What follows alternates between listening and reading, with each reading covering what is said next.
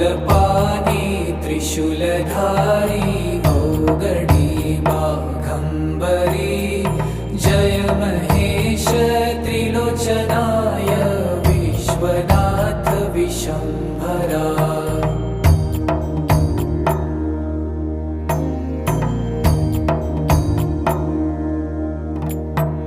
नाथ नागेश्वर हरो हर पाप साप विशापतम्